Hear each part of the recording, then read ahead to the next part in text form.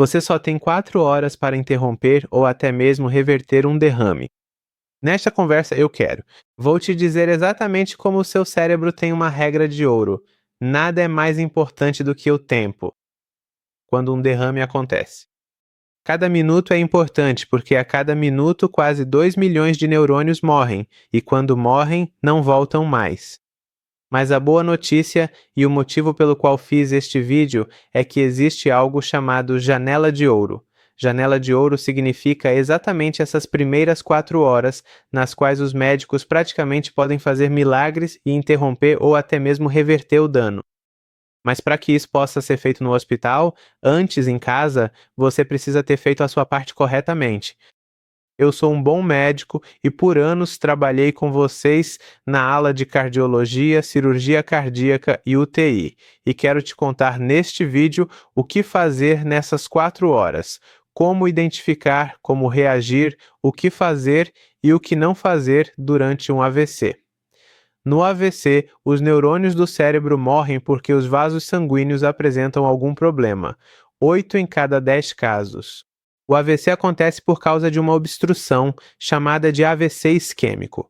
Um coágulo ou algum resíduo pequeno se move pelo sangue, chega ao cérebro e de repente bloqueia o vaso. O sangue não passa, o oxigênio não chega, os neurônios sufocam e morrem. Uma porcentagem bem menor dos AVCs acontece por sangramento, ou seja, quando um desses tubos ou vasos, se o vaso se rompe, o sangue flui com pressão. Comprime o tecido cerebral e provoca danos severos. Por que estou dizendo tudo isso? Porque quando você chega ao hospital, a primeira e mais importante tarefa do especialista em cérebro e nervos é descobrir qual tipo de AVC você teve. Porque os tratamentos eles são completamente diferentes, você não precisa ser médico, só precisa fazer sua parte corretamente em casa, o que é muito simples. E eu vou te explicar detalhadamente, passo a passo, o que você deve fazer. Primeiro, observe atentamente o rosto. Sorria ou peça para a pessoa sorrir. Se o sorriso for igual dos dois lados do rosto, essa área não tem problema. Mas se um lado do rosto estiver caído, isso significa AVC, até que se prove o contrário. A próxima parte são os olhos. De repente, a visão de um olho diminuiu, você vê em dobro ou um dos olhos está desviado. Se houver um problema visual repentino, isso é um sinal de alerta. A próxima parte é a fala. Fala estranha é muito comum no AVC. Faça uma pergunta simples como: que dia é hoje? Se a resposta for arrastada ou sem sentido, como se a pessoa estivesse bêbada, isso é um sinal de alerta. Peça para levantar rapidamente ambos os braços e mantê-los erguidos. Se um dos braços cair ou a pessoa não conseguir mantê-lo levantado, ou se o mesmo acontecer com as pernas, isso significa fraqueza súbita e é uma emergência médica. Se você notar qualquer um desses sintomas que mencionei, não espere para ver se vai melhorar ou não. Isso é uma emergência e deve ser considerado um AVC até que se prove o contrário. E é aqui que quero acabar com uma crença errada e perigosa. Muitas pessoas apresentam esses sintomas por 10 minutos, depois melhoram e dizem: bem, foi só uma tontura. Não, isso pode ter sido um ataque isquêmico transitório, uma espécie de pré-AVC, um aviso de que o terremoto principal está a caminho.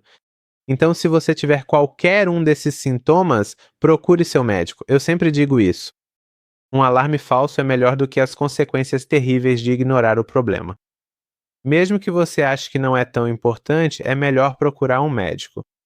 Agora que você reconheceu os sintomas, o que deve fazer? As diretrizes internacionais. É muito claro.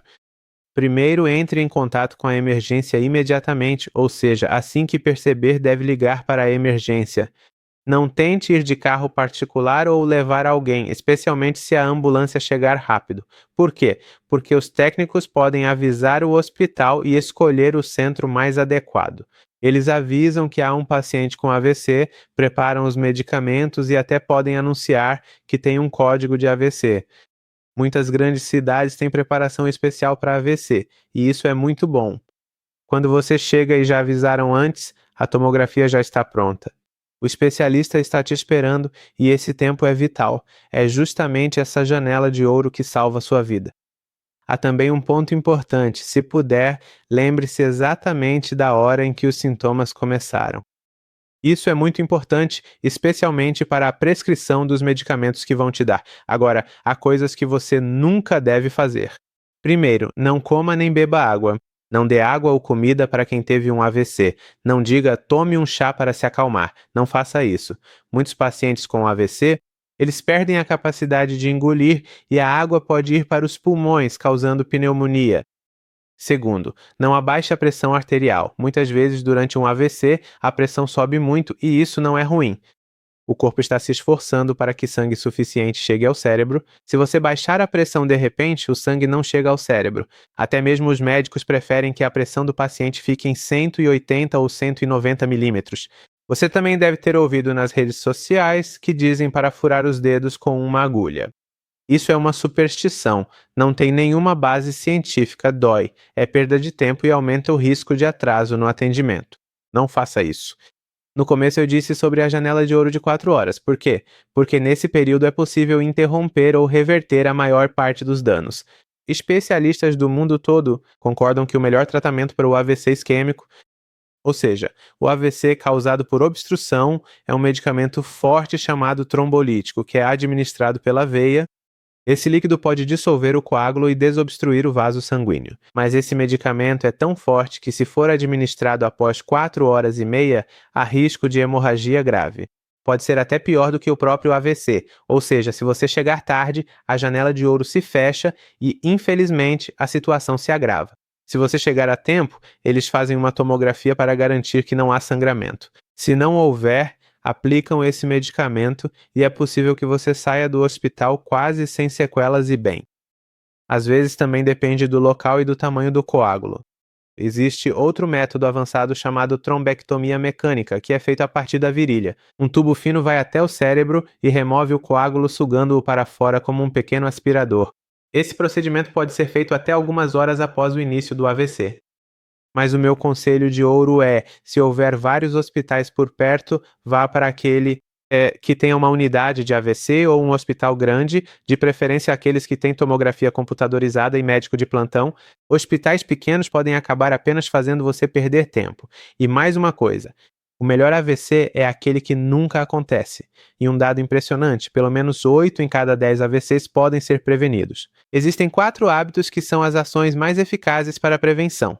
O primeiro é controlar a pressão. A pressão alta é o assassino silencioso. Use um aparelho de pressão para medir. Se a maioria das medições for superior a 14/9, anote diariamente.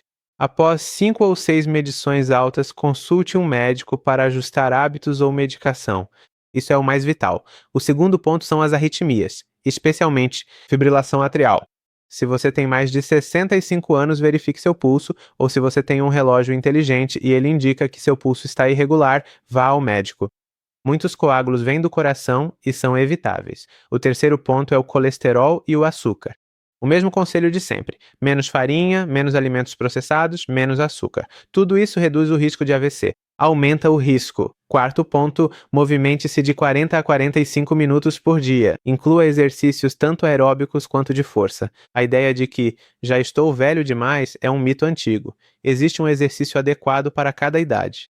O exercício reduz o risco de AVC, diabetes, pressão alta e ainda melhora o sono. Melhora também o seu humor. Se existisse um comprimido mágico e gratuito, seria o exercício. Eu sei disso.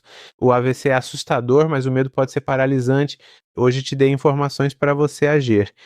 Não se esqueça daqueles sintomas que mencionei. Primeiro o rosto, depois os olhos, fala estranha e fraqueza súbita. Não hesite, acione o serviço de emergência, que pode ser o anjo da guarda do seu cérebro, do seu pai ou de alguém querido. Obrigado por me acompanhar até o final do vídeo. Por favor, não se esqueça de curtir e se inscrever. Assista a esses vídeos também. Para mais informações, até o próximo vídeo. Fique com Deus.